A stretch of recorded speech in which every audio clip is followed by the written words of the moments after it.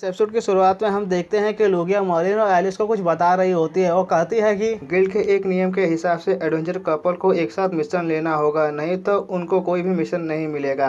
Lugia की बात सुनने के बाद मॉर्लिन लूगिया से चिल्लाते हुए कहता है, ये कैसा बेकार रूल है। कुछ साल पहले एडवेंचर की एक जोड़ी थी। उस जोड़ी में से पत्नी किसी और आदमी के साथ मिशन पर गई और उसने अपने पति को धोखा दे दिया, जिस वजह से बहुत बड़ा हंगामा हुआ। ऐसा हंगामा फिर न हो, इसलिए हेडक्वार्टर ने इस नियम को बनाया था। लूगिया की बात सुनने के बाद एलिस गुस्से में मॉर्लिन से कहती है, कमीने मॉर्लिन कहीं कि तुम मुझे क्यों टुकुर टुकुर देख रहे हो।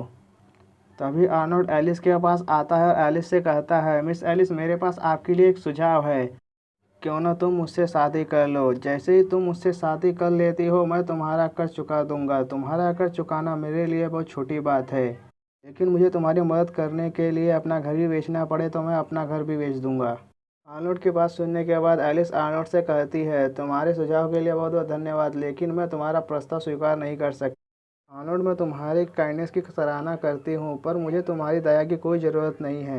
एलिस को मना करते हुए देखकर आर्नोल्ड को बहुत बड़ा झटका लगता है। आर्नोल्ड साइड में होकर रो रहा होता है। तभी एलिस मन ही मन सोचती है, क्या आर्नोल्ड को ऐसा लगता है कि मैं अपना कर्ज चुकाने के लिए खुद को बेच दूंगी। एलिस आर्नोल्ड की बात के बारे में सोचते हुए गिल्ड से बाहर जा ही रही होती है कि तभी मर्लिन एलिस के पास आता है और उससे कहता है, रुको एलिस, क्या तुम बहुत ही महत्वपूर्ण बात के बारे में नहीं भूल रही हो। तुम डेनवी घसायर के रिवॉर्ड के बारे में क्या करने वाली हो। इस पर एलिस मर्लिन से कहती है, क्या तुम मेरी सेविंग्स को लूटने की कोशिश कर रहे हो। तभी मर्लिन एलिस से कहता है, हमें जो रिवॉर्ड मिला है वो कंबाइंड है और मैं तो बस तुमसे अपना हिस्सा मांग रहा हूँ। अपना हिस्सा मांगना कैसे तुम्हें लूटना हो गया। इस पर एलिस मर्लिन से कहती है, तुमने कहा था ना कि हम घर का किराया आधा आधा भरेंगे। मैं बेडरूम में सोऊंगी और तुम सोफे पर सोओगे, और चलते समय ज़्यादा आवाज़ मत करना। वे सबसे पहले वॉशरूम का इस्तेमाल मैं करूंगी और बारी बारी से हम लोग खाना बनाएंगे। घर को मेंटेन रखने के लिए जितने भी खर्चे आएंगे उसे भी हम आधा आधा भरेंगे। इसके बाद एलिस मर्लिन के हाथ पर कुछ रखते हुए कहती है, ये लो जो तुमने इस मिशन से कमाया। जैसे ही मर्लिन अपने हाथ में एक सोने का सिक्का देखता है, वैसे ही गुस्से में चिल्लाते हुए कहता है, मैंने इतने लंबे समय तक बस इस एक बेकार सोने के सिक्के के लिए काम नहीं किया था। मर्लिन की बात सुनने के बाद हॉब्स मर्लिन से कहता है, तुम्हारा हैंड हस्बैंड क्लब में स्वागत है। इसके बाद हम लोग कुछ समय पहले स्केलेटन किंग के अंडरग्राउंड पैलेस का सीन देखते हैं। वहाँ पर लंबी दाढ़ी और मूंछों वाला एक बौना आदमी सभी लोगों में जोश भरते हुए चिल्लाकर कहता है, सभी लोग तैयार हो जाए इन जिंदा कंकालों को नर्क में भेजने के लिए। उस आदमी की बात सुनने के बाद सभी लोग चिल्लाते हुए लड़ने के लिए तैयार हो जाते हैं। वहीं पैलेस के गेट से धुएं के साथ बहुत सारे जिंदा कंकाल बाहर निकलते हैं। वो सारे कंकाल अपनी लाल लाल आंखों से इन इंसानों को मारने के लिए देख रहे होते हैं।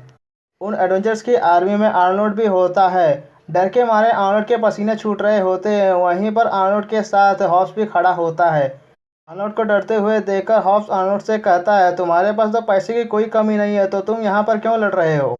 आर्नोल्ड हॉब्स से कहता है, बहुत सारे अधिकारियों ने मुझे बताया था कि हमारे ऑस्टिन परिवार के पास कर एक आउटस्टैंडिंग मिलिट्री सर्विस थी, इसीलिए वो लोग मेरी लड़ाई देखने के लिए रुके हुए हैं। इसी वजह से मैं लड़ाई से पीछे नहीं हट सकता। आर्नोल्ड की बात सुनने के बाद हॉब्स आर्नोल्ड से कहता है, इसका मतलब तुम्हें तुम्हारे परिवार वालों के दबाव की वजह से इस लड़ाई में हिस्सा लेना पड़ रहा है। तो क्या तुम मुझे ये समझा सकते हो कि तुम्हारी फैमिली में तुम्हारे जैसा लूजर क्या कर रहा है। इस पर आर्नोल्ड हॉब्स से कहता है, क्या तुम्हें समझ में नहीं आ रहा है कि रिकार्नेशन एक स्किल है। हॉब्स उन कंकालों को देखते हुए आर्नोल्ड से कहता है, एलिस और वो नया लड़का दोनों अभी क्या कर रहे हैं। आर्नोल्ड हॉब्स से कहता है, तुम एलिस और क्लाउड की चिंता मत करो। सर क्लाउड बहुत ताकतवर है और एलिस भी ताकतवर है। तुम्हें तो मर्लिन की चिंता करनी चाहिए। भले ही वो मेरा लव राइवल है, पर वो बहुत कमज़ोर है। वो बड़ी ही आसानी से मॉन्स्टर का आसान शिकार बन जाएगा और वो मॉन्स्टर उसे एक ही झटके में मार देंगे। तभी हॉब्स आर्नोल्ड से कहता है, मर्लिन एक अनुभवी फाइटर है, तो वो कैसे इतनी आसानी से मर सकता है। मैं पहले ही तुम्हें बता देता हूँ, अगर मुझे मेरी जान खतरे में लगी तो मैं यहाँ से भाग जाऊँगा। मेरे जाने के बाद तुम यहीं रुको और अपने नोबल नाम के लिए यहाँ पर इन मॉन्स्टर से लड़ो। उसको लालच देते हुए आर्नोल्ड हॉब्स से कहता है, ब्रो, मैंने सुना है कि तुम हमेशा हेलेना के सीक्रेट कॉटेज में मस्ती करने के लिए जाते हो, और मैंने ये भी सुना है कि तुम पर बहुत ज़्यादा कर्ज है, और तुम ये जानते ही होगे कि मेरा अमीर होना ही मेरा सबसे स्ट्रांग पॉइंट है। हॉब्स आर्नोल्ड से पूरे कॉन्फिडेंस के साथ कहता है, तुम्हें क्या लगता है कि हमारे बीच किस तरह का रिश्ता है। तुमने अभी तक जितने भी लोगों को देखा होगा, मैं उन सभी लोगों से सबसे ज़्यादा वफादार हूँ। मैं अपने ब्रो के लिए अपने आप को भी सेक्रीफाइस कर सकता हूँ और मेरा ब्रो लड़कियों के लिए अपने आप को सेक्रीफाइस कर सकता है। हाँ, एक और बात, मैं तुम्हारी रक्षा करूँगा। हॉब्स अपनी सीगी भगा ही रहा होता है कि तभी लड़ाई का बिगुल बज जाता है। बिगुल बजते ही इंसानों और कंकालों के बीच में लड़ाई शुरू हो जाती है। जैसे ही लड़ाई शुरू होती है वैसे ही हॉब्स लड़ाई को छोड़कर उल्टे पर वहाँ से भागने लगता है। हॉब्स को वहाँ से भागते हुए देखकर आर्नोल्ड हॉब्स से कहता है, पहले तुम क्या कर रहे थे और अब तुम क्या कर रहे हो। एडवेंचरर और इंसानों के बीच लड़ाई हो रही होती है, तभी तीन खोपड़ी वाला कंकाल सभी एडवेंचरर को मारते हुए हॉब्स और आर्नोल्ड के पास आ जाता है।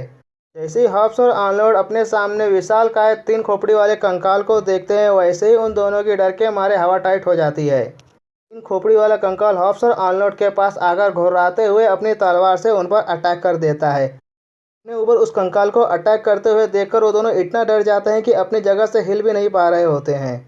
जैसे ही वो कंकाल हॉब्स और आर्नोल्ड को मारने वाला होता है कि तभी वो कंकाल धूल बनकर वहाँ से गायब हो जाता है। उस कंकाल को धूल की तरह गायब होते हुए देखकर हॉब्स की आंखें फटी की फटी रह जाती हैं। तीन खोपड़ी वाले कंकाल के वहाँ से धूल बनकर गायब होते ही बाकी सभी कंकाल भी वहाँ से धूल बनकर गायब हो जाते हैं। उन कंकालों को इस तरह गायब होते देखकर किसी को भी कुछ समझ में नहीं आ रहा होता है। तभी उन सभी एडवेंचर में से एक एडवेंचर कहता है, सारे अनडेड ऐसे धूल बनकर कैसे गायब हो सकते हैं।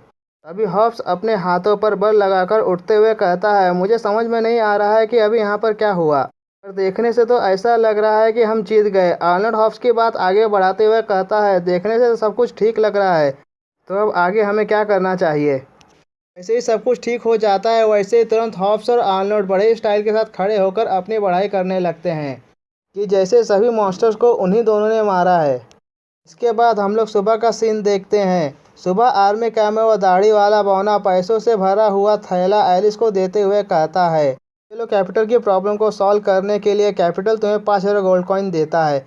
इससे पहले कि एलिस उस बौने से ये बोल पाती कि कैपिटल को प्रॉब्लम को सॉल्व मर्लिन ने किया है, कि तभी आर्नोल्ड और हॉब्स मर्लिन से बड़ी जोश के साथ कहते हैं कि हमने तीन खोपड़ी वाले कंकाल को मारा है। मर्लिन उन दोनों से कहता है, तुम दोनों तो बहुत अमेजिंग हो। तभी एलिस की नज़र मर्लिन पर पड़ती है तो वो मर्लिन की तरफ इशारा करते हुए बौने से कहती है, इस इनाम का हकदार वो मर्लिन है और तुम्हें इस इनाम को मर्लिन को देना चाहिए। इसने एक ही वार में 2 सेटन रैंक के एक्सपर्ट्स को मारा है। एलिस की बात सुनने के बाद वो दाढ़ी वाला बौना मन ही मन सोचते हुए कहता है, एक कमज़ोर एडवेंचरर जिसके पास ऑरा और माना में से कुछ भी नहीं है, वो कैसे 2-2 सेटन रैंक के एक्सपर्ट को अकेले मार सकता है। किसी ऐसे एडवेंचरर को देखना बहुत रेयर होता है जिसे पूरी दुनिया में फेमस होने के रिवॉर्ड में कोई दिलचस्पी नहीं है और वो अपने काम का क्रेडिट दूसरे को भी देता हो। इतना कहते ही वो दाढ़ी वाला बौना हंसने लगता है।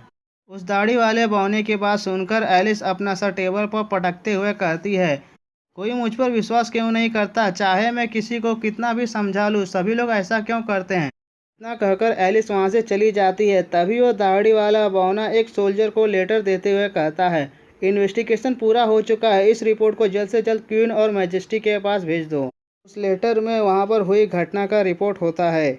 उस लेटर में लिखा होता है कि प्रीवियस लेम के 2 सेटर रैंक के एक्सपर्ट इयन नेक्रोमैन और क्लाउड 4 हीरोज़ में से एक हैं। अंडरग्राउंड पैलेस में इन दोनों के बीच बहुत खतरनाक लड़ाई हुई थी। उस लड़ाई की वजह से वो दोनों मरने ही वाले होते हैं कि तभी एक गोल्ड प्लेट एडवेंचर अलीसा ने उन दोनों पर फाइनल अटैक करके उन्हें मार दिया। उन दोनों को मारते हुए एक आयरन प्लेट एडवेंचर मर्लिन ने देखा है। इसके बाद मर्लिन, एलिस, हॉब्स और आर्नोल्ड के रथ से अपने अपने घर जाने लगते हैं और ये एपिसोड यहीं पर ख़त्म हो जाता है। अगर आप लोगों को हमारा वीडियो पसंद आया हो तो हमारे वीडियो को लाइक कीजिए और हमारे चैनल को सब्सक्राइब कीजिए। Thank you for watching.